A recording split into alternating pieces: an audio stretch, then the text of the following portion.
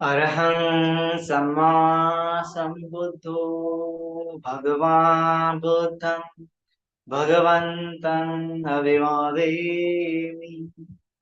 स्वाक्षातो भगवता धम्मं नमस्सामि। सुपटिपन्नो भगवतो सावकसङ्घो सङ्घं नमामि।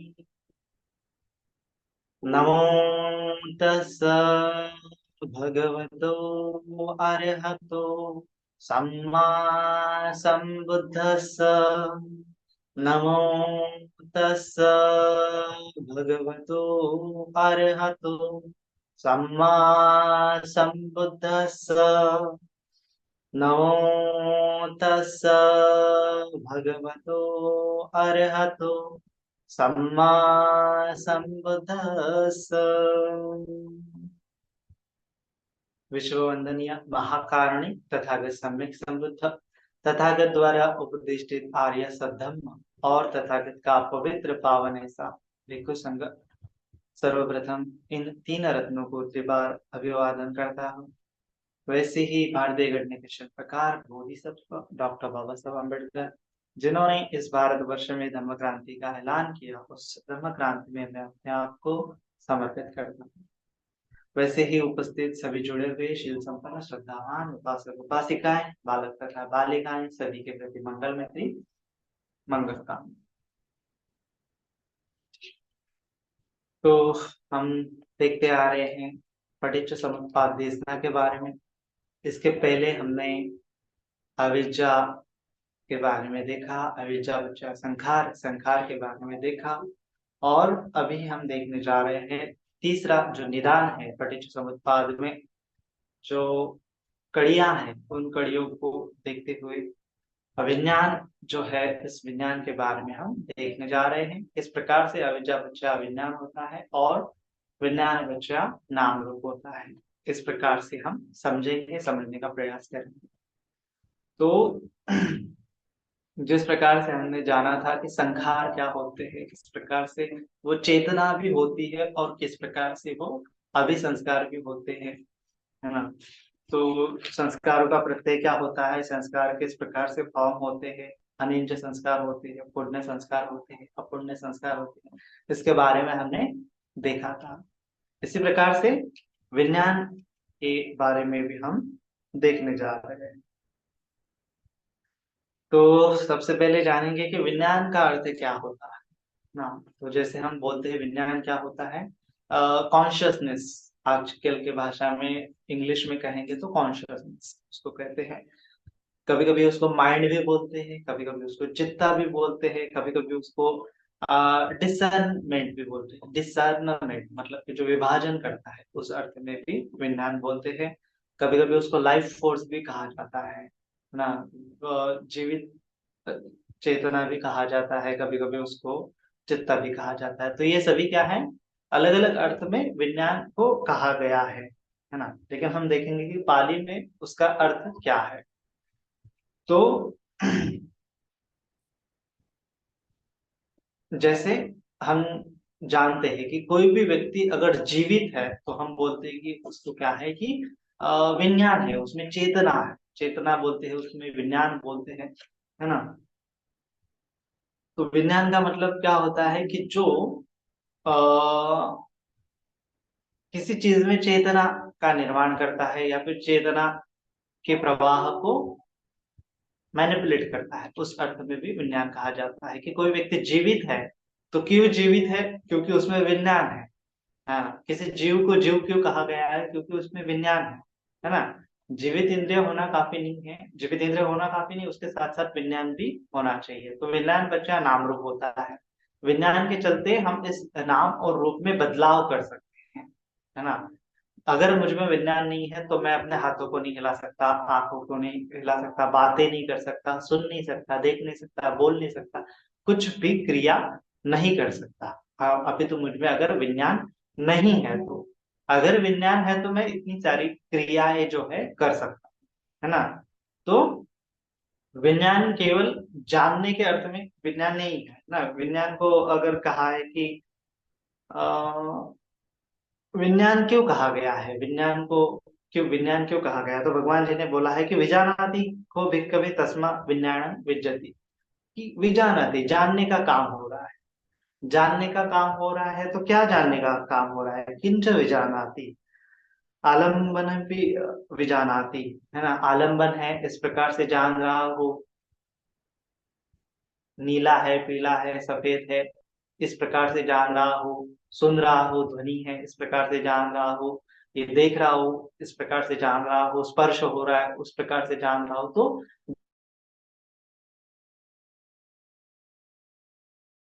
इस चीज को हम जान रहे हैं तो किस चीज से, किस आलम्बन से जान रहे हैं, किस धातु से जान रहे हैं? तो विज्ञान धातु से जान रहे हैं। इस जगत को जानने का काम किस चीज से हो रहा है? तो विज्ञान से हो रहा है ना। लेकिन विज्ञान केवल जानने तक सीमित नहीं है, उसका गहन अर्थ है, उसको एक विस्तृत अर्थ में लिया जाता है ना। तो जैसा हमने कहा था कि बहुत सारी जो क्रियाएं हैं हमारे शरीर के भीतर चलती हैं, उसके लिए जो ऊर्जा की आवश्यकता होती है, जीवित इंद्रिय की आवश्यकता होती है, तो वो जीवित इंद्रिय भी विज्ञान के साथ साथ ही क्या होता है, मैनिपुलेट होता है। तो उसको विज्ञान काया भी बोला है। हमारे नाम और रूप क्या होता है? विज्ञान के द्वारा ही नियंत्रित होता है, इसीलिए उसको अन्य मन्य बच्चे भी कहा है। तो हम धीरे धीरे धीरे धीरे समझेंगे, लेकिन जानेंगे कि विज्ञान क्या होता है। एक मोटा मोटा मानस का स्कंद होता है, जिससे मानस की उत्पत्ति कहा जा सकता है। जैसे हमने संस्कार में देखा था, तो संस्कार क्या होता है? कोई भी निर्जीव भी संस्कार होता है, सजीव भी संस्कार होता है, संचेतना भी संस्कार होता है। तो उसी प्रकार से जब उस संचेतना का विकास होता है तो उसको विज्ञान कहा गया है। तो जैसा हमने देखा था कि कई बार पिछले वीडियो में हमने जाना था कि किस प्रकार से जीव की उत्पत्ति होती है। तो कुछ अजीव तत्व होते हैं जिसके मिलाव से क्या होता है, उसको चेतना उत्पन्न होती है ना। अजीव चीज है, जैसे समंदर में साइंटिस्ट लोग मानते हैं कि जीव का विज्ञान हुआ है पानी में। तो अमोनिया वगैरह ये वो तत्व, फिर उसमें हलन चलन होने लगी। तो हलन चलन होने लगी, और फिर उस हलन चलन से ही क्या हुआ है, विज्ञान का विकास हुआ है ना। हलन चलन क्यों हो रही है? विज्ञान के चलते ही हलन चलन हो रही है, विज्ञान के चलते ही नाम रूप हो रहा है। नाम रूप हो रहा है मतलब कि मैं हाथ हिला रहा हूँ, मेरे मन को चिंतन मनन कर पा रहा हूँ, ये सब चीजें विज्ञान के चलते ही हो रही है।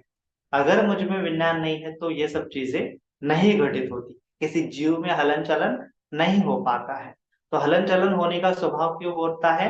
एक तो संस्कारों की वजह से भी होता है ना। और संस्कारों की वजह से वो चीज हिलती है, उस चीज में बढ़ती है, उस चीज में विकास होता है। जैसे हम देखते हैं कि पेड़ पौधे हैं, पेड़ पौधे में क्या होता है, जैसे हम देखते हैं कि जो पौधा हमने लगाया है, तो पौधे में क्या होता है, उसका निर्माण होता है। और फिर कभी कभी हम देखते हैं वनस्पतियां जो होती हैं, कुछ कुछ वनस्पतियां जो होती है फोटो, वो लाइट को डिटेक्ट करती है या फिर स्पर्श को भी डिटेक्ट कर सकती है ना। तो जैसे लाइट आ रहा है तो वो ऑब्जर्व करने का काम करती है, और उसमें पूरा मेटाबॉलिज्म चलता है, जो एक पौधा निर्माण होता है ना। पौधे में भी हलन चलन होती है, एक पत्ते से दो पत्ते, फिर फूल खिलते हैं, है ना। फिर फूल से फल खिलते हैं, तो हलन चलन हो रही है कुछ तो ये संस्कारों के चलते हलन चलन हो रही है ना। तो संस्कारों के चलते भी हलन चलन हो सकती है, लेकिन विज्ञान के चलते हलन चलन कैसे होती है? एकदम रिफ्लेक्स होती है। जिस प्रकार से कुछ कुछ पौधे होते हैं, हमने देखा है कि उसको हाथ लगाया जाए तो उनके पौधे को, तो वैसे पौधा जो जब पत्ता जो है हाथ लगाते ही ऐसा बंद कर देते, कुछ देर बाद वो ऐसे खोल देते हैं। फिर से ऐसे हाथ लगाया तो अपने पत्ते जो है उसको बंद कर देते हैं। तो क्या है कि संचेतना है, विज्ञान के चलते, वो संचेतना के चलते वो कार्य घटित हो रहा है। जैसे ही उनको लगता है कि ये हमारे पौधे को कट कट ये हमारे पत्ते को काटना चाहते हैं, तो वो अपना बंद कर देते हैं, अपना जो पत्ता है, इस प्रकार से। तो हलन चलन हो रही है। कुछ कुछ वनस्पतियां हैं कि वो कीड़े मकोड़े भी खाती है, जैसे कुछ ऐसे ऐसे आकार अगर आपने देखा होगा कई बार, कुछ ऐसे कीड़े कीड़े मकोड़े उसको खाने के लिए आते हैं फूल को, तो वो ऐसे बंद कर देते हैं, उसको खाते हैं। खाने से क्या होता है उनका, फिर उनका वो आहार बन जाता है ना। तो इस प्रकार से जानने का काम हो रहा है, जानने के बाद, डिटेक्शन के बाद कुछ तो भी क्रिया घटित होती है, तो वो क्रिया घटित होने के पीछे विज्ञान वहां पे अस्तित्व में होता है। पौधे में थोड़ा थोड़ा विज्ञान होता है, जो सूक्ष्म सूक्ष्म जीव होते हैं उनमें थोड़ा थोड़ा विज्ञान होता है, वो ज्यादा डेवलप नहीं होता है, वो ज्यादा चीजें नहीं जान पाता है, थोड़ा थोड़ा स्पर्श, हल्का हल्का सा स्पर्श जान पाता है ना। जब जीव उत्क्रांत होता है, विकसित होता है, उसमें अलग अलग इंद्रिय आते हैं, इंद्रिय विकसित होते हैं, तो और सटीक रूप से वो जानता है, और सटीक रूप से वो अपने मन को विचार वगैरह कर सकता है। लेकिन बहुत सारे जीव जो है विचार वगैरह नहीं कर सकते हैं, है ना। ऐसा क्यों होता है? क्योंकि उनका जो जानने की क्षमता है वो क्या होती है, कम होती है। लेकिन जो जीव विकसित होते हैं, जैसे मनुष्य है, वो क्या कर सकता है, बहुत सारी चीजें जान सकता है, उसमें चिंतन मनन कर सकता है, भावनाओं को जान सकता है, उसमें चिंतन मनन कर सकता है। तो ये जो प्रक्रिया हो रही है वो विज्ञान के चलते है। हमारा विज्ञान जो है इवॉल्व होते जा रहा है ना। एक साइकोलॉजी में एक कंसेप्ट भी है, इवोल्यूशन ऑफ कॉन्शियसनेस भी उसको कहा जाता है। जिस प्रकार से जीव जो होते हैं, सूक्ष्म जीव है, फिर प्राणी है, पशु पक्षी है, उसके बाद मनुष्य है, वो विकसित हो रहा है, बंदर से इंसान विकसित हो गया है। उसी प्रकार से हमारा जो कॉन्शियसनेस है वो भी क्या हो रहा है, विकसित हो रहा है। हमारे जानने की क्षमता भी क्या हो रही है, विकसित होते जा रही है ना। जितना हम हमारा जानने की क्षमता को विकसित करेंगे, उतना हमारा शरीर भी विकसित होता चला जाएगा, है ना। हमें कुछ एबिलिटी भी आती चली जाएंगी। तो इस अर्थ में जितना हमारा विज्ञान विकसित होगा, उतने हमारे इंद्रिय भी विकसित होंगे। इस अर्थ में कहा गया है कि अ, विज्ञान पश्य नाम रूप, है ना। कि अगर मुझ में ज्यादा विकसित विज्ञान है तो मैं ज्यादा कार्य कर सकता हूँ। जिस प्रकार से कुछ कुछ जीव जो होते हैं, जैसे मछलियां वगैरह, उनमें हाथ पैर नहीं होते हैं, वो केवल अपना टेल जो होता है, उनको पूंछ के सहारे हिलते डुलते हैं। लेकिन अगर उनमें हाथ पैर होते हैं तो वो ज्यादा अच्छे से क्या कर सकते हैं, तैर सकते हैं, या फिर ज्यादा अच्छे से कुछ कार्य कर सकते हैं। कुछ कुछ मछलियां होती है, वो कुछ समय तक पानी के बाहर आती है, ऐसे रहती है, हिलती डुलती है, सांस लेती है, जिंदा रहती है, लेकिन कुछ समय पश्चात अंदर जाती है जीवित रहने के लिए। जिस प्रकार से कछुआ होता है, कछुआ पानी के भीतर रहता है लेकिन सांस लेने के लिए ऊपर आता है। उसी प्रकार से कुछ कुछ मछलियां जो होती है पानी के भीतर रहती है, पानी के बाहर भी रह सकती है, लेकिन सांस लेने के लिए उनको पानी के भीतर जाना पड़ता है ना। कभी कभी वो किनारे पर भी आ जाती है, खेलती है वहां पे, और फिर से पानी में चली जाती है। ऐसे भी कुछ मछलियां हैं। तो वो बाहर जब पानी से बाहर आती है तो हिलने का कार्य कैसे करती है, अपने शरीर से। जैसे सर्प होता है, अपने शरीर से ही क्या होता है, हिलता डुलता है, आगे बढ़ने का, पीछे बढ़ने का काम करता है। लेकिन अगर उसमें और ज्यादा विज्ञान विकसित हो जाए तो वो उसके क्या होते हैं, हाथ के जैसे उनके ऑर्गन डेवलप होने लगते हैं, इंद्रिय विकसित होने लगते हैं, है ना। क्योंकि उस इंद्रिय की उनको आवश्यकता होती है। तो इंद्रिय की आवश्यकता होने की वजह से क्या होते हैं, उनमें नाम और रूप में बदलाव होते हैं, उनके रूप में बदलाव होते हैं। पीढ़ी दर पीढ़ी, पीढ़ी दर पीढ़ी बदलाव होने के कारण उनमें क्या होने लगते हैं, फिर हाथ पैर का निर्माण भी होने लगता है। कुछ कुछ मछलियाओं में हाथ पैर का निर्माण भी होने लगता है, बहुत सूक्ष्म लेवल पर। हजारों पीढ़ियां जाएंगी, लाखों पीढ़ियां जाएंगी, तब जाके वो इंद्रिय क्या हो जाएंगे, विकसित हो जाएंगे। इस प्रकार से विज्ञान विकसित होने के साथ साथ उनका नाम रूप भी विकसित होने लगता है ना।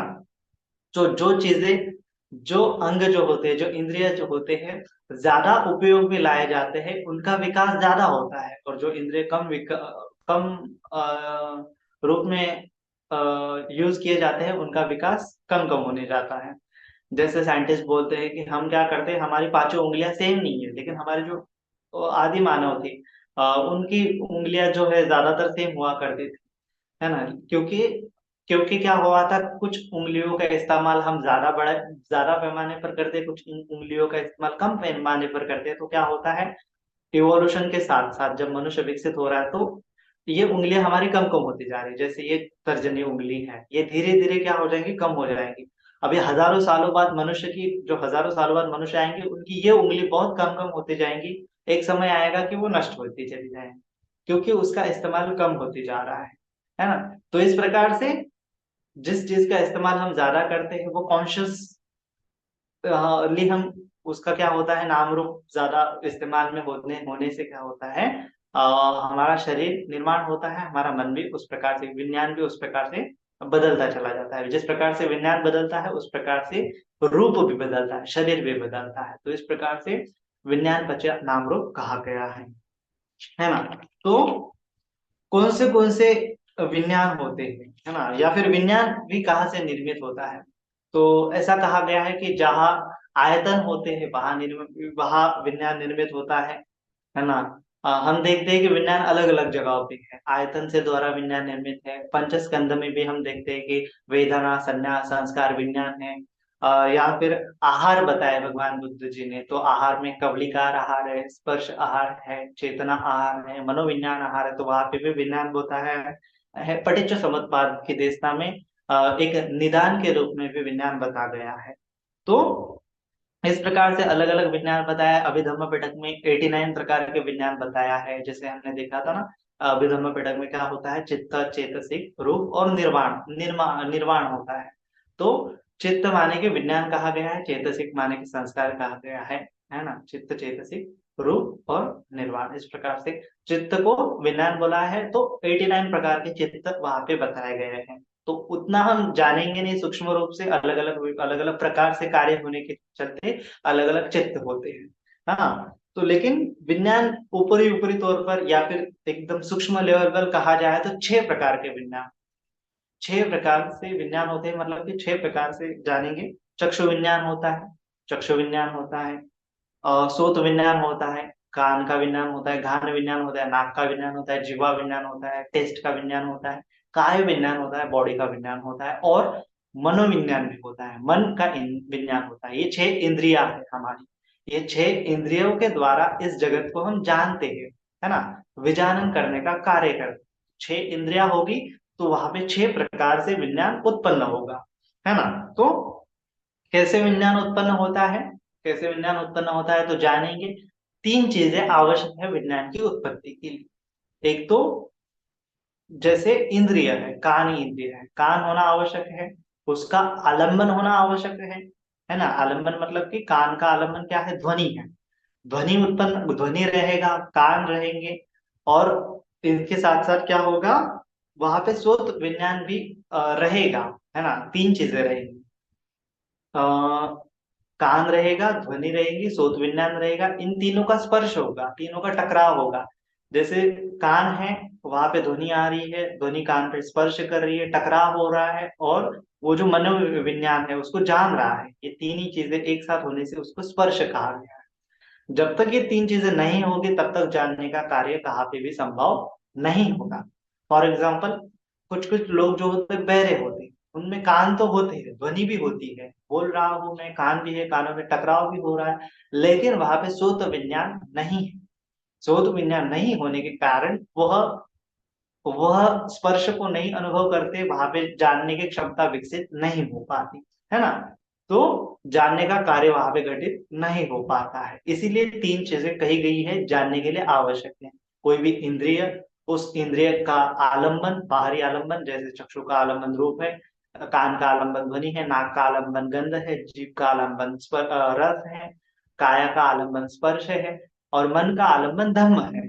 ये इंद्रिय रहेंगे, इंद्रिय के आलंबन रहेंगे, इंद्रिय के विषय रहेंगे, विषय भी कहा गया है उसको, और उसके साथ साथ क्या रहेगा, उस प्रकार का विज्ञान भी रहेगा। तब जाके जानने का कार्य घटित होगा, 3 चीजों का मिलाव होगा, 3 चीजों का टकराव होगा, तब जाके जानने का कार्य घटित होगा।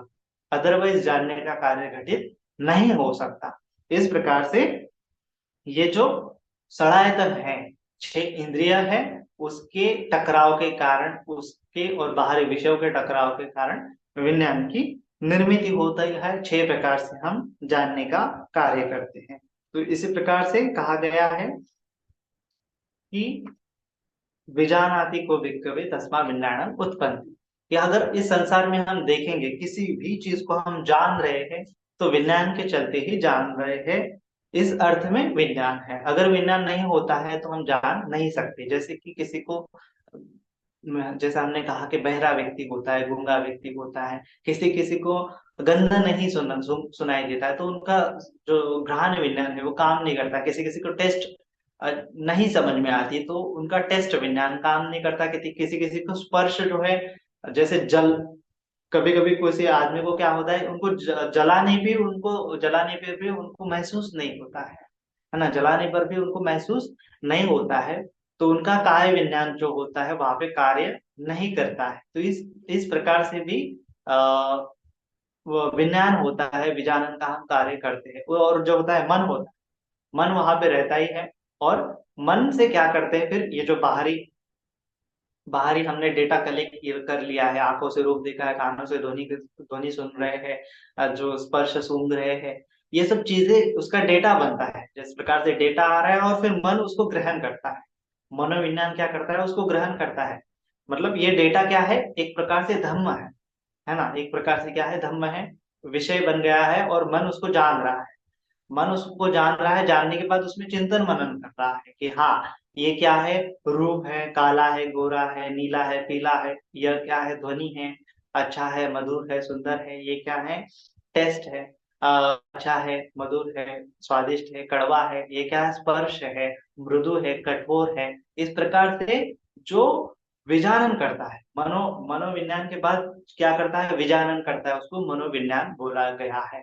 तो इस मनोविज्ञान के चलते ही चिंतन मनन की प्रक्रिया होती है, जानने का कार्य घटित होता है और महसूस होने का कार्य घटित होता है। जो हमें हमें लग रहा है कि महसूस हो रहा है ना, तो ये जानने का काम विज्ञान करता है। तो कई बार जो बोलते हैं कि आत्मा जो है जानने का कार्य कर रहा है, लेकिन भगवान बुद्ध जी ने बोला है कि आत्मा वहां पे नहीं होता है, केवल मन है और मनोविज्ञान है, ये जानने का काम कर रहा है।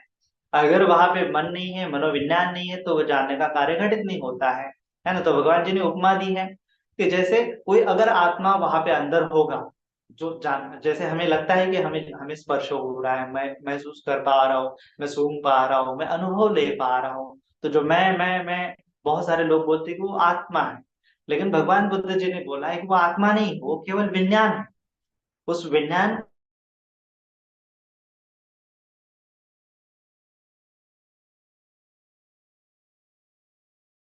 नहीं है ना। तो भगवान जी ने उपमा दी है कि किस प्रकार से आत्मा नहीं है।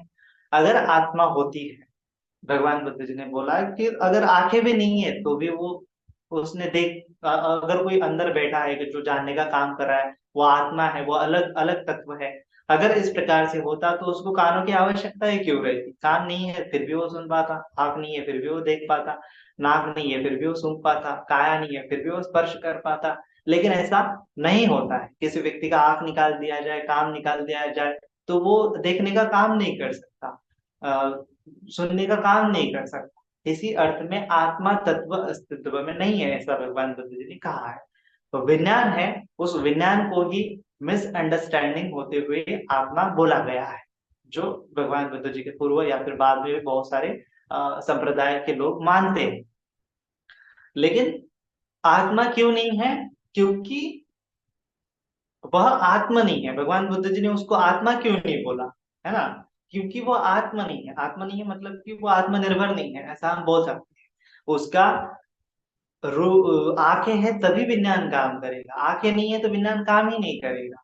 कान है तभी विज्ञान काम करेगा, काम नहीं है तो विज्ञान काम ही नहीं करेगा, है ना। जब तक ये सब बाहरी इंद्रिय और इंद्रिय के विषय नहीं रहेंगे, तब तक विज्ञान की उत्पत्ति नहीं होगी, है ना। जब तक संस्कार नहीं रहेंगे, विज्ञान की उत्पत्ति नहीं होगी। इस तरह से विज्ञान अपने आप में उत्पन्न नहीं हो सकता, उसको उत्पत्ति के लिए ये सब चीजें चाहिए। इसीलिए वो आत्म नहीं है, सेल्फ नहीं है, वो अपने आप उत्पन्न नहीं होता, आपो आप उत्पन्न नहीं होता, किसी कारणों की वजह से निर्मित है। और किसी कारण नहीं रहेगा तो वो निर्मित नहीं होगा, है ना। जिस प्रकार से हमने जाना कि किसमें आंख ही नहीं है, कोई व्यक्ति अंधा है, तो लाख देखने की कोशिश करे, वहां पे चक्षु विज्ञान उत्पन्न नहीं हो सकता। तो ये जो विज्ञान है, ये आंखों पर निर्भर है, कानों पर निर्भर है, ये सब इंद्रियों पर निर्भर है, इंद्रियों के विषयों पर निर्भर है। इसी प्रकार से दूसरी चीज पर डिपेंड है। इस अर्थ में उसको डिपेंडेंट ओरिजिनेशन कहा गया है, पटिच्च समुत्पाद कहा गया है। इन सभी चीजों के तत्वों के मिलाव के साथ ही बन रहा है। और मिलाव, अगर ये मिलाव नहीं होता तो वो बनता नहीं है, मिलाव दूर हो जाता है तो वो खंडित हो जाता है। है ना। जैसे मैंने आंखें बंद कर दी तो वैसे ही मुझे देखना बंद हो जाता है, तो यहाँ पे चक्षु विज्ञान खंडित हो गया है ना। तो चक्षु विज्ञान खंडित हो गया, तो ये इस अर्थ में आंखों पर निर्भर है। आंखें मेरी बाह्य विषय पर निर्भर है। यहाँ पे अंधेरा है तो भी मैं, अगर लाइट चली गई अंधेरा हो गया तो भी मैं देख नहीं पाऊंगा, है ना। तो इस अर्थ में विषय पर निर्भर है, इंद्रियों पर निर्भर है, उनके स्पर्श पर निर्भर है, बहुत सारी चीजों पर निर्भर है, संस्कारों पर निर्भर है, जो जीवित इंद्रिय है उस पर निर्भर है, आहार पर निर्भर है।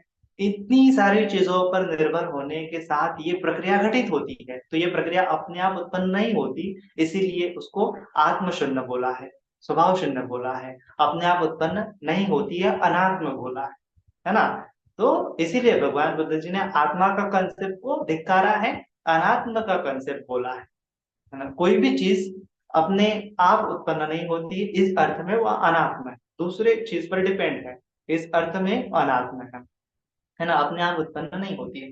तो इसीलिए जो मुझे लगता है कि मैं हूँ, मेरा है, मैं भोग रहा हूँ, मुझे स्पर्श हो रहा है, मुझे महसूस हो रहा है, तो मैं बोलते हैं, ये दरअसल मैं कौन बोल रहा है, ये विज्ञान है ना। ये मैं बोल रहा है, ये विज्ञान है, जान रहा है, ये मैं विज्ञान है, लेकिन ये अपने आप उत्पन्न नहीं होता है, इन सब चीजों पे डिपेंड है। इस अर्थ में अनात्म है। विज्ञान भी क्या है, अनात्म है ना। सभ्य धर्म अनत्ताति, ये चक्षु अनत्ताति, चक्षु है ना, चक्षु संपर्शजा वेदना, वो भी क्या है, अनात्म है। सब अनात्म है। भगवान जी ने बोला वेदना अनात्म है, संज्ञा अनात्म है, संस्कार अनात्म है, विज्ञान अनात्म है, रूप अनात्म है। ये सब चीजें अनात्म है, एक दूसरे पर निर्भर है, एक दूसरे पर पटिच्च समुत्पन्न है, एक दूसरे के आहार से, एक दूसरे के व्यवहार से उत्पन्न है। अगर शरीर ही नहीं रहेगा तो विज्ञान कैसे रहेगा। भगवान बुद्ध जी ने बोला है कि अगर शरीर नहीं रहेगा तो वहां पे विज्ञान कैसे रहेगा। अगर किसको काट दिया जाए, उसकी जीवित इंद्रिय बंद कर दी जाए, तो वहां पे विज्ञान की उत्पत्ति नहीं होगी, उसको डेथ कोशिश किया जाएगा, उसमें जीव नहीं रहेगा, हम बोलते हैं ना जीव नहीं रहेगा। तो इस अर्थ में ये जीव जो है शरीर पर डिपेंड है, शरीर जो है जीव पर डिपेंड है, ये दोनों एक दूसरे पर निर्भर है। इसीलिए उसको अन्य मन्य पच्चय बोला है अभिधम्मा घटक ने, कि एक दूसरे पर निर्भर, ये नाम और रूप दोनों एक दूसरे पर अन्य मन्य पच्चय है, एक दूसरे के पच्चय है। जिस प्रकार से हम जानेंगे कि कोई अगर अग्नि है, अग्नि का निर्माण करना चाहता है, तो ऐसे लकड़ी होता है, लकड़ी लकड़ी होता है, और लकड़ी में छेद करते हैं, उसमें घर्षण करते हैं, घर्षण करते घर्षण करते घर्षण करते घर्षण करते हैं। घर्षण करने के बाद उस लकड़ी में क्या होता है, चिंगारी उत्पन्न होती है, चिंगारी से आग जलती है, और आग से फिर वो लकड़ी जलने लगती है। तो जो जलना है वो किस चीज पर डिपेंड है, घर्षण पर डिपेंड है, और घर्षण भी किस चीज से निर्मित है, ये लकड़ी से निर्मित है, और फिर लकड़ी भी आग निर्मित करती है। तो ये सब चीजें क्या है, एक दूसरे पर आश्रित है।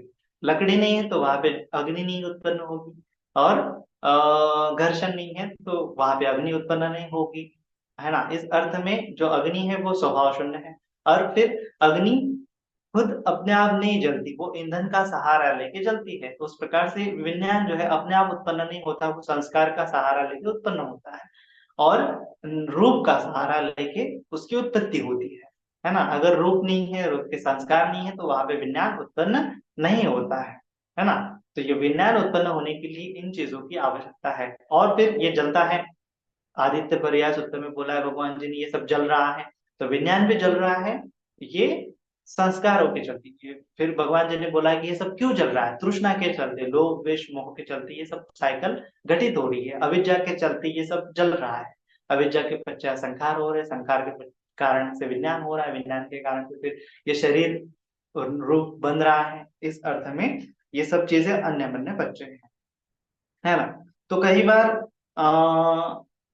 भगवान जी ने बोला है कि यंच चेतीति यंच पकपेति यंच अनुसेति आरम्भण वेतन होती विज्ञान से ठितिया। आरम्भणे सती पतिष्ठा विज्ञाति, आरम्भण करते हैं हम, है ना, कि इसको जानते हैं। यंग चेतेचि यंग पकपेति, हमने कुछ जाना है, हमने कुछ सोचा है, हमने कुछ अनुस्मरण किया है, तब जाके वहां पे विज्ञान घटित होता है ना। जैसे फॉर एग्जाम्पल देखेंगे कि मुझे खुजली हो रही है, खुजली हो रही है, तो वहां पे चेतना उत्पन्न होती है कि क्या है कि अकुशल है, मतलब नहीं चाहिए नहीं चाहिए नहीं चाहिए। फिर हाथ, माइंड एक बोलता है कि ये हाथ है उसको खुजाओ, उसको खुजा, मैसेज डेवलप होता है, तो ये मैसेज जो है मेरे हाथ पर आता है और ये हाथ जाके वहां पे खुजाने लगता है। यंच चेतेति, तब क्या होता है, वहां पे विज्ञान से उत्पन्न होती है। चेतना जैसे ही निर्माण हुई कि मुझे ये नहीं चाहिए, वहां पे विज्ञान उत्पन्न होता है। फिर विज्ञान सोचने का काम करता है कि इसको कैसे हटाया जाए, इस खुजली को कैसे मिटाया जाए। तो मेरा दूसरा हाथ खाली है, वहां पे जाएंगे खुजाएंगे तो क्या हो जाएगा, ये मिट जाएगा। तो विज्ञान की उत्पत्ति कैसे होती है, यंच चेतेति, चेतना उत्पन्न हो रही है। चेतना उत्पन्न होने के बाद प्रोसेस हो रहा है चित्त में, चित्त उत्पन्न हो रहा है, प्रोसेस हो रही है कि ये ऐसा काम करना चाहिए, है ना। तो यंच चेतेति, यंच पकपेति, फिर कुछ जो भी संकल्प है उनको लिया, फिर अनुसेति, उस प्रकार से मुझे करना चाहिए। तब जाके आरंभ में होती विज्ञान स्थितिया, उस प्रकार से विज्ञान की उत्पत्ति होती है। आरंभणे सती प्रतिष्ठा विज्ञान से होती, कि जब आरंभन को हम ग्रहण करते हैं, है ना, आरंभन वहां पे निर्माण होता है, वो सपोर्ट बनता है विज्ञान की उत्पत्ति के लिए, और तब जाके वहां पे कॉन्शियसनेस का निर्माण होता है। अगर वहां पे चेतना ही नहीं है, संस्कार ही नहीं है, तो विज्ञान भी उत्पन्न नहीं होता है। इसीलिए बोला है संखार पश्चा विज्ञान, है ना। तस्मी पतिष्ठे विज्ञान विरोले, भगवान जी ने बोला है आगे भी, चेतना सुत्त है संयुक्त निकाय में, तस्मी पतिष्ठे विज्ञान विरोले, आई थिंक पुनः भव विनिवृत्ति होती, है ना, कि जैसे ही विज्ञान क्या हो गया, उत्पन्न हो गया है, वहां पे पुनर्भवा निवृत्ता होती, कि वहां पे पुनर्भव की, भाव यानी कि बिकमिंग, होने की चेष्टा करता है।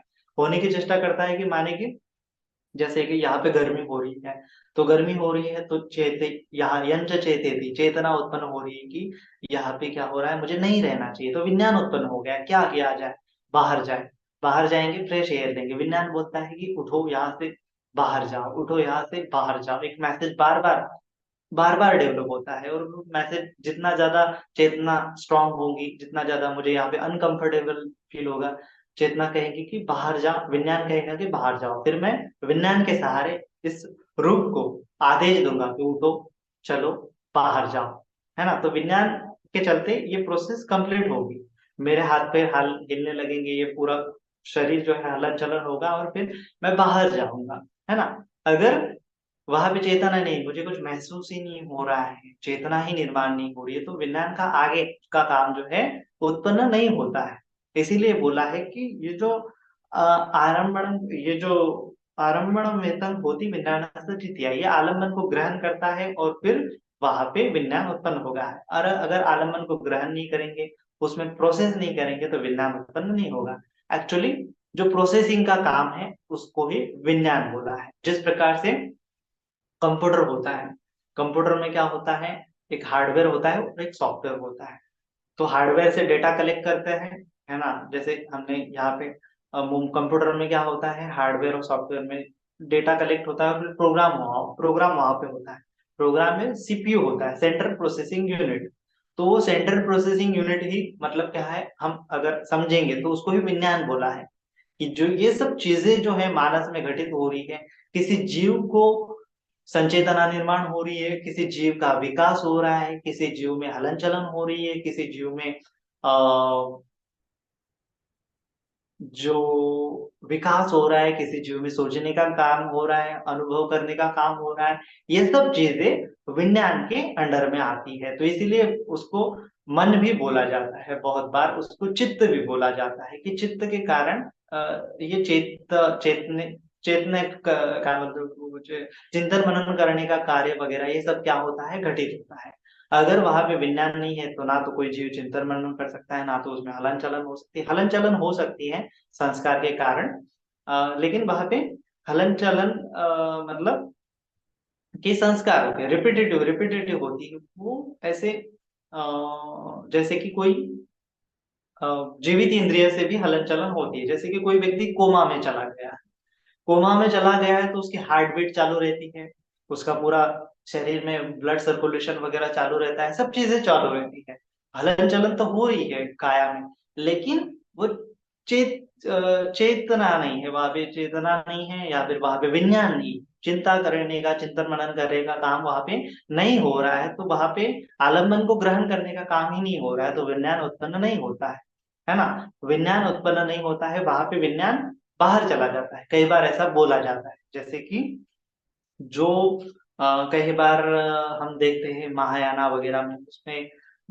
आलय विज्ञान का भी कंसेप्ट है। एक आलय विज्ञान का भी कंसेप्ट है, मतलब कि यूनिवर्सल कॉन्शियसनेस। तो अगर हम एक आधा व्यक्ति कोमा में चला गया, तो जो विज्ञान है वो कहाँ चला जाता है। जैसे कि हम नींद में है, नींद में क्या होता है, हमारी बॉडी सोई हुई होती है, हलन चलन वहां पे नहीं होती है, थोड़ी पर हलन चलन होती है। उस संस्कारों के साथ साथ क्या होता है, वो सबकॉन्शियसली हमारी एक्टिविटीज चलती है। लेकिन कभी हमें नींद में सपने आते हैं, सपने आते हैं, हम सपनों के वर्ल्ड में चले जाते हैं, ऐसा कहा जाता कह सकते हैं। तो सपनों में सपनों के जगत में चले जाते हैं, तो वहां पे हम सपने में सोचने का काम करते हैं। ये हमारा मन है, वो पर्टिकुलरली हमारा विज्ञान है, पर्टिकुलरली एकदम सूक्ष्म लेवल पर, छोटे लेवल पर सोचने का काम करता है, और उसी उसी रियाल में सोचता है। तो ऐसा कहा जाता है, ऐसा कह सकते हैं कि वो दूसरे जगत में जा रहा है, सपनों के जगत में जा रहा है, और वहां पे चिंतन मनन हो रहा है। जबकि ये बॉडी जो है पूरी स्टेबल है, तो बॉडी के इसमें हलन चलन नहीं हो रही है, क्योंकि वहां पे बॉडी में विज्ञान नहीं है। विज्ञान किसी दूसरे जगह पे अभी कार्य कर रहा है ना। जैसे कई बार भी हम खो जाते हैं किसी थॉट प्रोसेस में, तो वहां पे क्या होता है कि हमारी बॉडी तो ऐसे बैठी हुई है, लेकिन हमारा मन इधर भटक रहा है, उधर भटक रहा है। तो मन भटक रहा है, मतलब कि क्या है कि विज्ञान मनोविज्ञान में चिंतन मनन कर रहा है, मन के जगत में चिंतन मनन कर रहा है। तो अभी काय विज्ञान वहां पे नहीं है, काय विज्ञान वहां पे नहीं है, इसीलिए बॉडी स्टेबल है।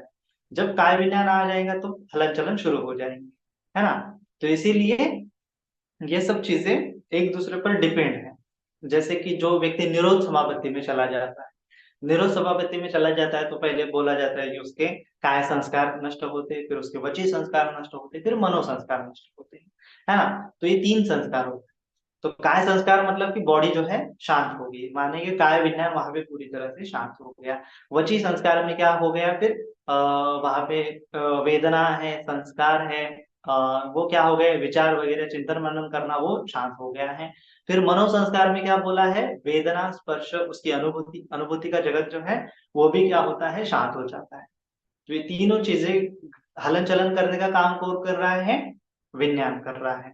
तो पहले जगत में कॉन्शियस बॉडी कॉन्शियसनेस क्या होता है, शांत हो जाता है। फिर चिंतन मनन करने का जो प्रोसेसिंग है विज्ञान के द्वारा, शांत हो जाती है। फिर वो जो अनुभव करने का सूक्ष्म लेवल पर रहता है, वो भी अगर शांत हो जाता है, तो वहां पे विज्ञान क्या होता है, पूरी तरह से कोलैप्स हो जाता है।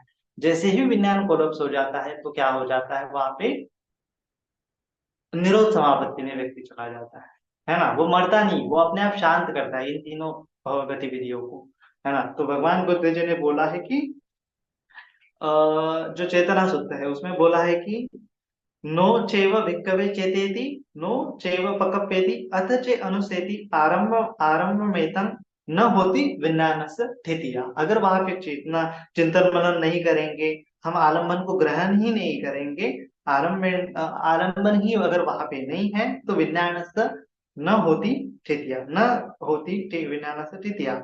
आरंभणे असति पतिष्ठा विज्ञानस्य न होती, कि वहां पे आलम्बन असति, आलम्बन नहीं है, तो प्रतिष्ठा विज्ञानस्य न होती, विज्ञान प्रतिष्ठित नहीं होता है वहां पे। तो सभी आलम्बनों का क्या कर दिया है हमने, सब्बू बदी पड़ी निसर्गो, तन्नक्षयो विरागो निरोधो, ये क्या है, निपाण है। दुख निरोध आर्य सत्य में बोला है कि अशेष विराग निरोधो पटी निसर्गो मुक्ति अनालय। सब आलम्बन को त्याग कर दिया, त्याग कर दिया, किसी आलम्बन को ग्रहण नहीं कर दिया। तो काया को पहले ग्रहण नहीं कर दिया, फिर विचारों को ग्रहण नहीं कर दिया, फिर मन के जो अनुभव है उसको भी ग्रहण नहीं कर दिया, तो वहां पे विज्ञान किस चीज पर स्टेबल रहेगा। सभी संस्कारों का हमने त्याग कर दिया, सब सभी सब सब सब संखार समत्व, सब्बू पदी पड़ी निसर्ग को, सभी संस्कार शमत कर दिए। सभी सब्बू पदी पड़ी निसर्ग को, जो तीन है, काय संस्कार, वचय संस्कार, मनो संस्कार, उसका क्या कर दिया हमने, शांत कर दिया। ये संस्कारों को अगर हमने शांत कर दिया, तो क्या हो जाएगा, आरंभणे असति, आलम्बन वहां पे नहीं रहेगा। पतित्था विज्ञान से न होती, विज्ञान का वहां पे उत्पन्न नहीं होगा। तो इसी प्रकार से क्या होगा, विज्ञान ही नहीं होगा, तो वहां पे अविद्या नहीं होगी। फिर अविद्या से विराग निरोधो संखार निरोधा, अविद्या का निरोध होने से संखार निरोध होगा, संखार निरोधा विज्ञान निरोध।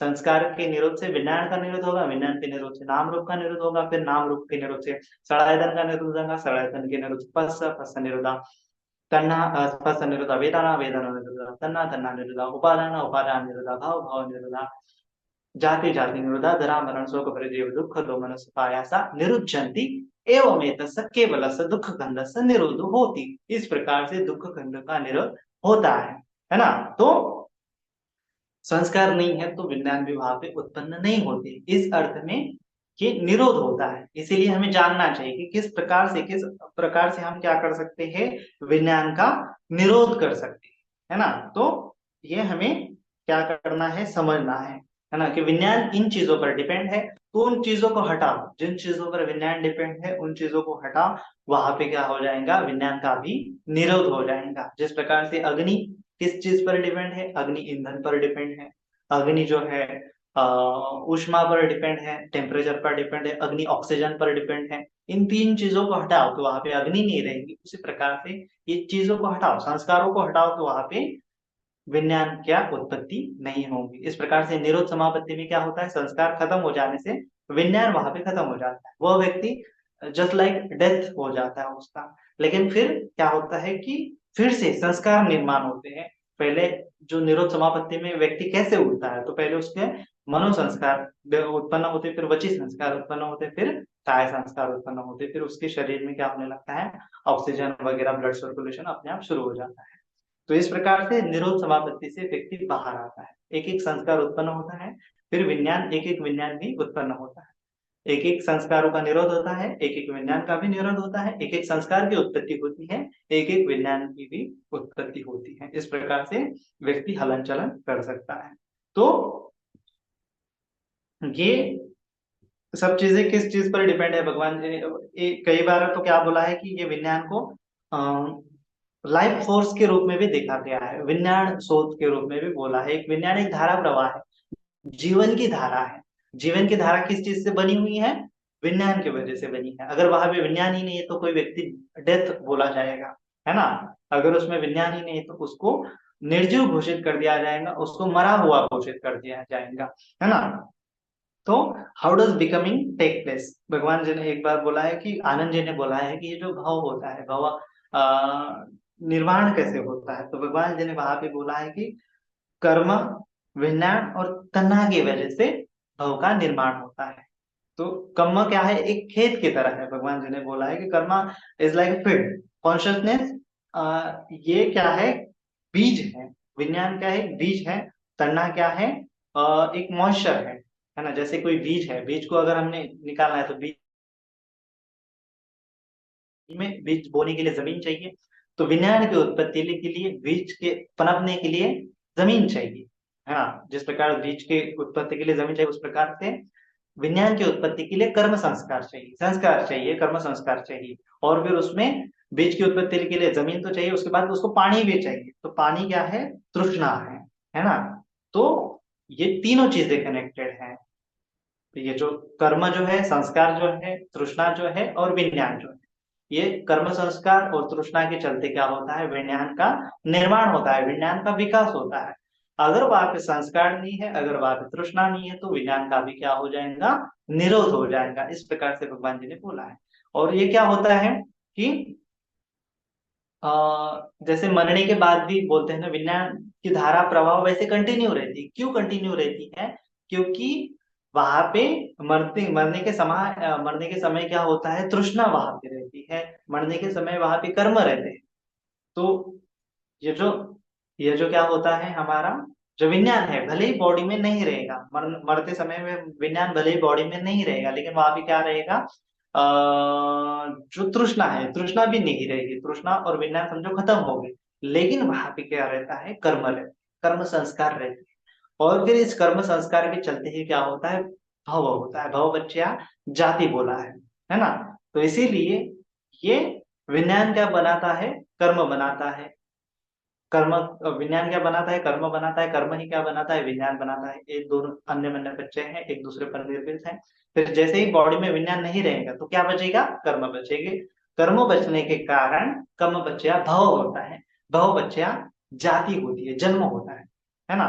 तो जन्म क्या होता है, जन्म का मतलब कि बॉडी, जैसे बॉडी जो है किसी कोख में डेवलप हो रही है, माँ के कोख में बॉडी का निर्माण हो रहा है, तो उस बॉडी में क्या होता है, उसके कर्म को लेकर उसकी बॉडी जो है डेवलप होती है। फॉर एग्जाम्पल बोलेंगे, हमें हमने किसी व्यक्ति ने क्या कर दिया, बहुत अशुभ कर्म कर दिया, किसी किसी को मार दिया। समझो, हम एग्जाम्पल लेंगे, हाथी हाथी को क्या कर दिया, एक व्यक्ति ने हाथी का गर्दन काट दिया, उसको मार दिया, हत्या कर दी, प्राणी हत्या कर दी, तो उसका वो क्या बन गया, कर्म संस्कार बन गया। मरने के समय में वो कर्म संस्कार क्या होता है, रिमेम्बर होता है, विज्ञान और तृष्णा के चलते वहां पे क्या होता है, फिर उस प्रकार के कर्म संस्कार बनते हैं। तो कर्म संस्कार, कम बच्चा भव बोला है, भव बच्चा क्या होता है, जाति बोला है। तो जिस प्रकार से उसके कर्म होंगे उस प्रकार से उसको भव मिलेगा, भव मिलेगा, उस प्रकार से उसको नाम रूप मिलेगा। नाम रूप मिलेगा मतलब कि माता के कोख में, जैसे किसी व्यक्ति ने हाथी को मारने का काम कर दिया तो उसके कर्म बने, तो अगले जन्म में फॉर एग्जाम्पल वो हाथी बनेगा, है? तो वह उस प्रदेश में जन्म लेगा जहां पे हाथी जो है उसको मारा जाता है, हाथी को काटा जाता है, हाथी की शिकार की जाती है। तो जैसे समझो, एक जंगल है, वहां पे बहुत सारे राजे रहते हैं और वो जाते हैं, वो हाथी के शिकार, या फिर शेर जो है शेर की शिकार वगैरह करते हैं, या फिर किसी जानवर की शिकार करते हैं। तो एक आधे व्यक्ति ने वो जानवरों को मारा होगा, तो वह व्यक्ति उस कर्म की वजह से एक माता के कोख में वो जो बच्चा है वो डेवलप हो रहा है। अभी वो बच्चा के क्या है, कोइंसिडेंस ऐसे है कि वो बच्चा किसी हालत में बड़ा होगा, फिर कुछ समय में वहां पे बहुत सारे लोग आते हैं और बहुत सारे लोग क्या करते हैं, शिकार करते हैं। तो वहां पे क्या हो जाएगा, वो कहीं ना कहीं मारा जाएगा, उसकी प्रोबेबिलिटी, कर्म घटित होने की, मरने की प्रोबेबिलिटी ज्यादा है। तो वह उस व्यक्ति का चित्त जो है कर्म संस्कार की वजह से वहां पे उत्पन्न होगा, वहां पे विज्ञान उत्पन्न होगा, जहाँ पे माता की गोद में वो जो बच्चा है वो पनप रहा है, वहां पे फिर विज्ञान उत्पन्न होगा। क्योंकि उसके कर्म ऐसे हैं, कर्म ऐसे है, तो वहां पे विज्ञान का डेवलपमेंट होगा, विज्ञान उत्पन्न होगा। फिर बाहर जब आएगा, हलन चलन करेगा, तो वो अपने आप को जानेगा कि पिछले कर्मों के बच्चे, फिर पिछले कर्मों के प्रत्यय से यह जो नाम रूप उसको मिला है। हम आगे और एक्सप्लेन करेंगे जब नाम रूप का हम जानेंगे कि विज्ञान बच्चा नाम रूप क्या होता है, कैसे जन्म ग्रहण करता है, कैसे नाम रूप डेवलप होता है, तो हम उसको आगे की इसमें जानने का प्रयास करेंगे। अभी तो थोड़ा टाइम हो रहा है हमारा, तो हमें उसको स्किप कर देना है, ठीक है। तो लेकिन कैसा होता है कि विज्ञान के चलते कर्म बनते हैं, कर्म के चलते विज्ञान बनता है, ये दोनों एक दूसरे पर निर्भर है। संस्कार के चलते, संस्कार माने कि कर्म, कर्म माने कि संस्कार, ये एक ही नाम है दोनों का, अ, शब्द अलग अलग है, परिभाषा एक ही है, कर्म या फिर संस्कार। तो कम बच्चा विज्ञान, ऐसा भी बोल सकते हैं। तो कम बच्चा विज्ञान होता है, और विज्ञान के चलते फिर से नाम रूप बनते हैं। तो नाम रूप भी क्यों बनता है, उसके पीछे भी कर्म डेवलप, कर्म रहते हैं इसीलिए नाम रूप बनता है। अगर वहां पे कर्म नहीं रहेंगे तो नाम रूप कैसे बनेगा, तो हम उसको अगले अध्याय में, अगले एपिसोड में जानने का प्रयास करेंगे। लेकिन फिर से विज्ञान पर टॉपिक पे आते हैं। तो विज्ञान मतलब क्या होता है, ये सृजन की प्रक्रिया, निर्माण की प्रक्रिया, ये जो बदलाव की प्रक्रिया, नाम रूप में किसी जीव में हलन चलन की प्रक्रिया, चिंतन मनन की प्रक्रिया, ये सभी क्या होते हैं, विज्ञान के अंतर्गत आते हैं, है ना। लेकिन इसको ऊर्जा कहाँ से मिलती है, संस्कारों की वजह से, है ना। तो संस्कार अगर खत्म कर दिए तो विज्ञान की उत्पत्ति भी खत्म हो जाएगी। लेकिन हमें केवल जैसे सुसाइड करने से वहां पे हम मुक्त नहीं होते हैं। क्यों नहीं मुक्त होते हैं, क्योंकि वहां पे कर्मों का क्षय हमने नहीं किया है। इसीलिए भगवान बुद्ध जी ने बोला है कि दुख का क्षय माने कि अकुशल कर्मों का क्षय है। जिस जैसे ही तुम कर्मों का क्षय करते हो वैसे ही तुम दुख से मुक्त होते हो। इसीलिए बाहरी तौर पर ये शरीर स्कंद को, शरीर संस्कार को खत्म करने से कर्म संस्कार खत्म नहीं होते, क्योंकि वो वाचा के कर्म संस्कार वैसे बने रहते हैं। ठीक है, वाचा के संस्कार खत्म करोगे लेकिन मन के संस्कार भी वैसे बने रहते हैं। तो ये मन ही क्या होता है, कर्म प्रधान। जब तक ये मन के कर्म संस्कारों का निरत करना हमें नहीं आता है, तब तक हम इस भव चक्र से मुक्त नहीं होते। इसीलिए इसका इसका कैसे हम निरोध करेंगे, तो विज्ञान के चलते। क्योंकि विज्ञान से हम जान रहे हैं कि ये क्या है, मैं हूँ, यह क्या है, मेरा मोह है, ये क्या है, मेरा द्वेष है, ये क्या है, मेरा लोभ है, ये क्या है, मेरा शरीर है। तो मैं, मेरा, ये सब चिंतन मनन करने का कार्य जो है, आसक्ति का कार्य क्या है, इस सभी विज्ञान में चल रहा है। तो विज्ञान सोचता है कि मुझे इसका क्या करना चाहिए, लोभा द्वेषा मोहा का त्याग करना चाहिए, ताकि मैं दुख से मुक्त हो जाऊं। तो फिर ऐसा सोचता है लोभा द्वेषा मोहा। फिर क्या होता है कि वो पूरी तरह से कुशल कर्मों पर भर देने का कार्य भी क्या होता है, विज्ञान के चलते। अगर वहां पे विज्ञान ही नहीं है, वहां पे जानने का काम ही नहीं हो रहा है, तो संज्ञा कैसे उत्पन्न होगी। वहां पे संज्ञा परसेप्शन का कार्य ही नहीं है, तो वहां पे प्रज्ञा कैसे उत्पन्न होगी। तो विज्ञान, संज्ञा, पन्या, ये एक ही क्या है, शब्द के अलग अलग सूक्ष्म सूक्ष्म रूप है, या फिर एक ही पर्याय के सूक्ष्म सूक्ष्म रूप है। जैसे विज्ञान, विज्ञान भी ज्ञान है, विज्ञान में भी ज्ञान है। विज्ञान विजानाति विज्ञान मतलब कि विशिष्ट रूप से ज्ञान को जान रहा है, इस अर्थ में भी ज्ञान है। संज्ञा माने कि संज्ञा, उसमें भी ज्ञान है। ज्ञान मतलब कि जानने का, अनुभव करने का। तो संज्ञा मतलब कि संस्कारित रूप से उसको अनुभव करता है, परसीव करता है, थोड़ी थोड़ी मात्रा में उसको जान। और जो प्रज्ञा होती है, पन्या, पन्या उसमें भी ज्ञान होता है, लेकिन उसको एकदम प्रखर रूप से, या फिर एकदम प्रकाशित रूप से, या फिर एकदम परिपूर्ण रूप से जानता है, इस अर्थ में पन्या है। उसको फॉर एग्जाम्पल से देखेंगे कि जैसे समझो एखादा मौल्यवान खड़ा है, एखादा मौल्यवान रत्न है जो एखादे बच्चे को मिल गया, तो वो बच्चा क्या करेगा, उसका मूल्य निर्धारित करेगा। तो वो समझेगा कि कितना प्यारा ये खड़ा है, कितना प्यारा ये रत्न है, इसको क्या करता हूँ मैं, खेलता हूँ। तो वो खेलने के रूप में उस खड़े को यूज करेगा, हीरे को यूज करेगा। तो ये क्या है, संज्ञा है ना। एकदम संकुचित रूप से उसको देख लिया, संज्ञा है ना, संकुचित से अर्थ से संज्ञा ले सकते हैं। फिर वही खड़ा अगर वो बच्चा जो है किसी वयस्क आदमी को दिखाता है, तो वो वयस्क आदमी जानेगा उसके अनुभव के आधार पर, उसके पिछले अनुभव के आधार पर, कि ये क्या है, मौल्यवान चीज दिख रही है। उसको अगर बाजार में बेचेंगे तो क्या हो जाएगा, अच्छे खासे पैसे आ सकते हैं। तो वो क्या है, अपने अनुभव को तर्क वितर्क करके अच्छे अनुभव को अच्छे अनुभव का विजानन करके वो जानता है कि ये खड़ा क्या है, मौल्यवान है ना। तो उसको बोला है विज्ञान। जैसे कोई वयस्क आदमी उस खड़े को जान रहा है तो विज्ञान है। छोटा बच्चा अगर उस खड़े को जान रहा है तो संज्ञा है।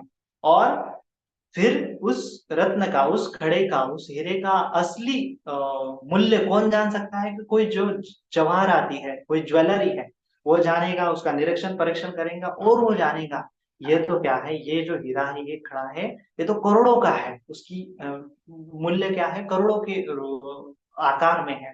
तो इस अर्थ में उस खड़े को सही रूप से, सटीक रूप से किसने जाना, कि जो ज्वेलरी है उसने जाना, तो उसको बोलते हैं पन्या, है ना।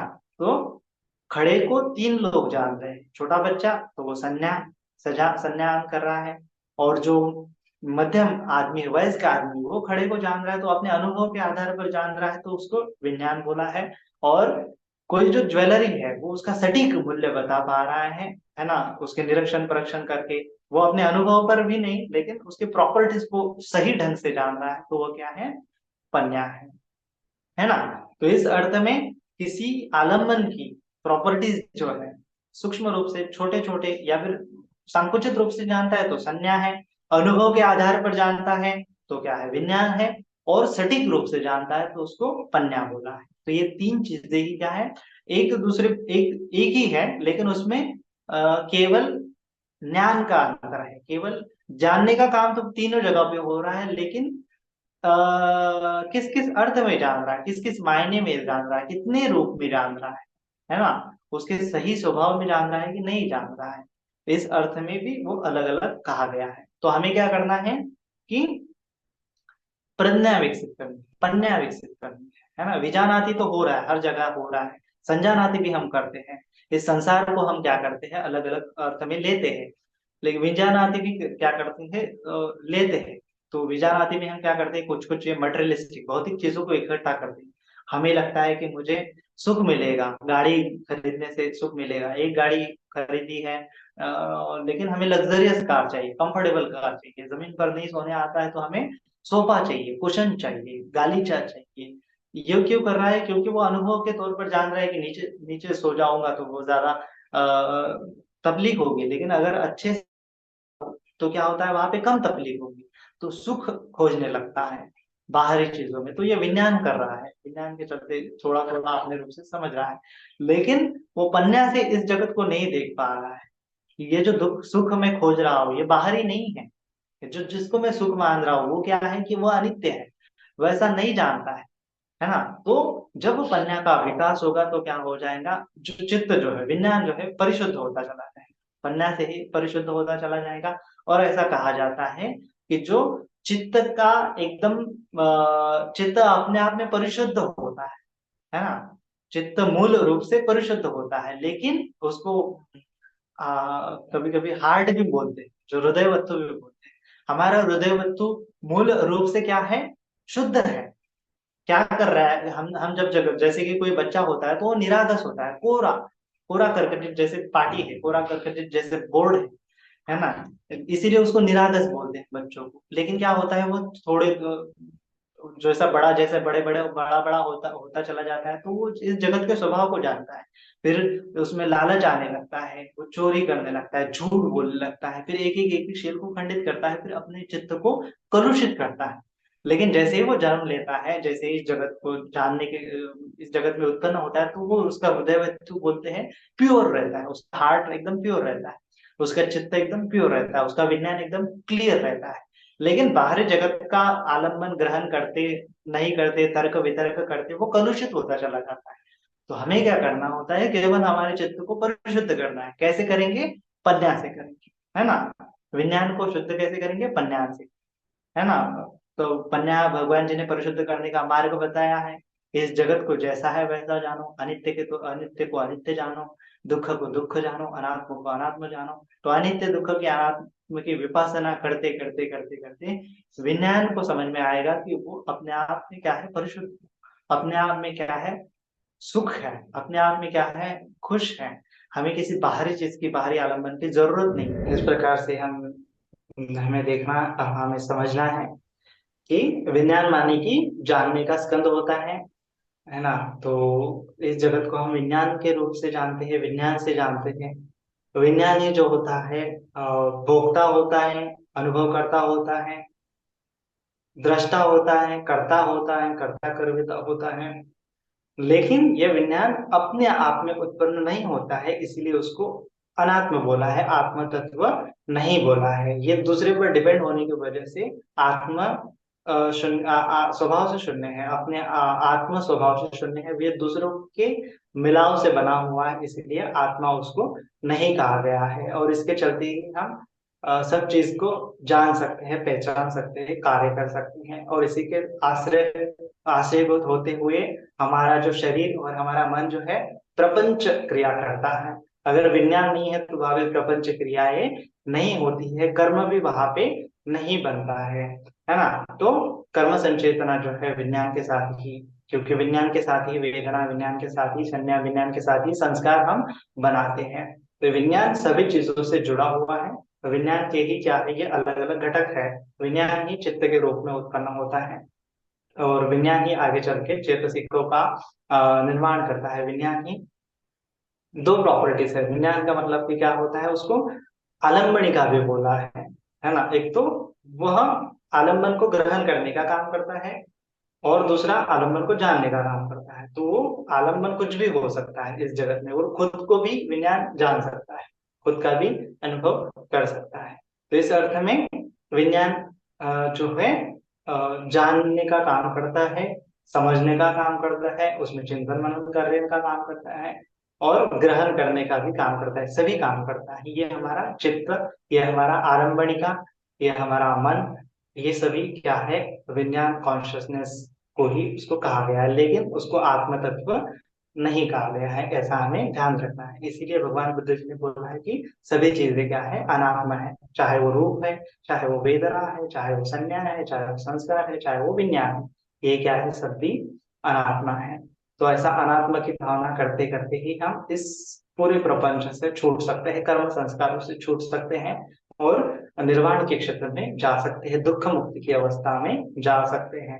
जब तक हम इस विज्ञान का निरोध नहीं करेंगे तब तक इस दुख चक्र से हम छूटेंगे नहीं। इसीलिए विज्ञान का निरोध कैसे होगा, कर्म का निरोध होने से। कर्म का निरोध कैसे होगा, अविद्या का निरोध होने से। अविद्या का निरोध कैसे होगा, प्रज्ञा की उत्पत्ति से, पन्या की भावना करने से। इसीलिए हमें पन्या की भावना, विपස්සना भावना ही ये पूरे पठिच्च समुत्पाद के दुख श्रृंखला को तोड़ती है, दुख निरोध की ओर हमें ले जाती है। उसका एक ही मार्ग है, वह है आर्य अष्टांगिक मार्ग। तो उसका बार बार चिंतन मनन करें, प्रैक्टिस करें।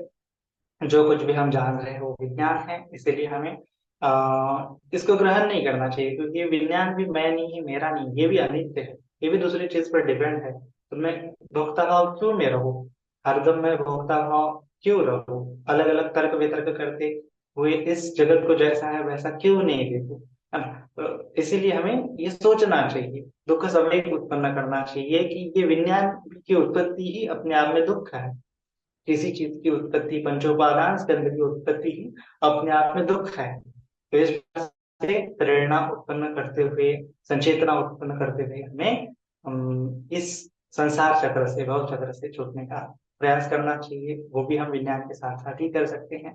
तो हमें विज्ञान को परिशुद्ध अवस्था में ले जाना है, ताकि हम निर्वाण का आस्वाद ले सके। तो इस अर्थ में आज का जो देशना है, समझना है, ग्रहण करना है, इसी में सभी की भलाई है, सभी का मंगल हो, सभी का कल्याण हो, सभी जन सुखी हो, सुखी हो, सुखी हो। साधु साधु साधु।